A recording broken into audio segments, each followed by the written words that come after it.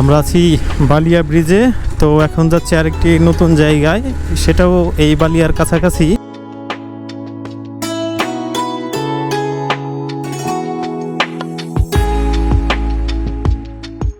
হ্যাঁ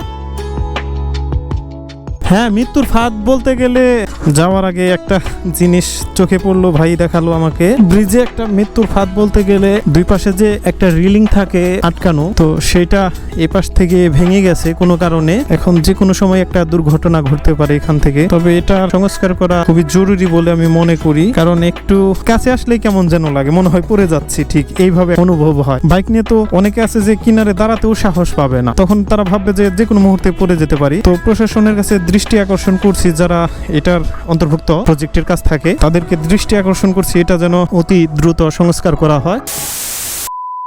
বালিয়া থেকে আমরা নিয়ে যাচ্ছি অন্যদিকে। আমাদের 2টা বাইক সেখানে আগে চলে গেছে। আমাদের কথা ছিল যে আমরা 4টা বাইকই এখানে আসব, তবে আমরা 2টা বাইকই এখানে আসতে পেরেছিলাম, আর 2টা বাইক চলে গেছে সামনে। আমরা এখন যাচ্ছি তাদের উদ্দেশ্যেই। হায়রে আল্লাহ, ছোটখাটো একটু জামের মতোই আর কি।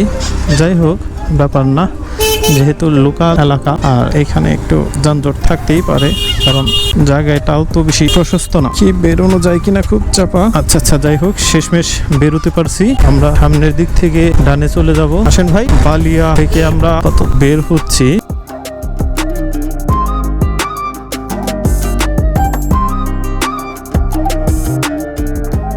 এই রাস্তা হয়েই আমরা এর আগে সিরাজগঞ্জ পাবনা গেছিলাম, সেই রাস্তা এটা।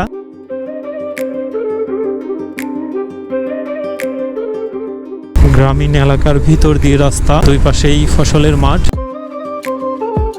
এটা কি, যাই হোক, আমি চিনি না, যদিও আমার কার্বোরেটরের সমস্যা এখনো শেষ হলো, বেঁচে থাকতে বোধ হয় শেষ হলো না। একটা গান কেমন যেন করে বলে, ঠিক তার মতোই। যতই ওয়াশ করি না কেন, কার্বোরেটরটা তার প্রবলেম দেয়, তেলগুলো ছেড়ে ছেড়ে দেয়, যার কারণে গাড়িটা ধাক্কা দেয় চলতি অবস্থায়। আবার যে তেলগুলো নেওয়া হয় পাম্প থেকে, সেগুলো তো অতটা ভালো না। যাই হোক, এত তাড়াহুড়া নাই, এখন ওভারটেক করা যেতে পারে।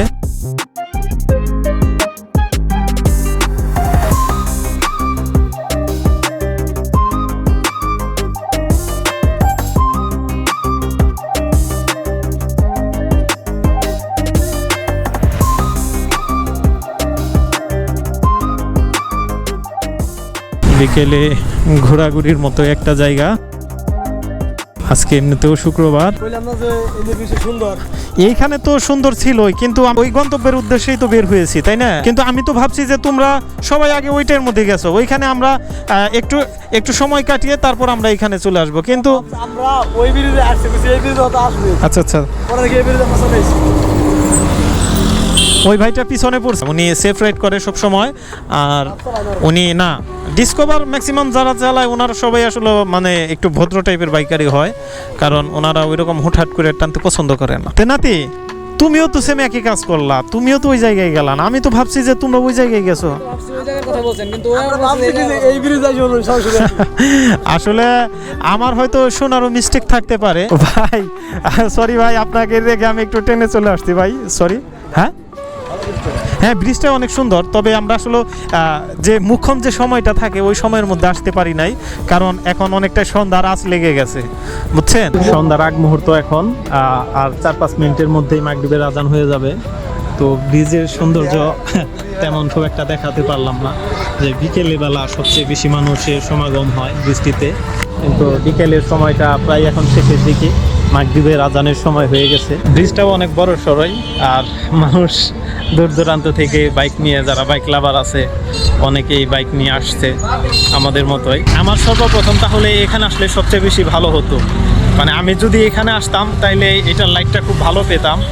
তো এখানে আসতে গেলে আমাকে অবশ্যই আরও আগে সময় নিয়ে আসতে হবে, তো আমি লেট।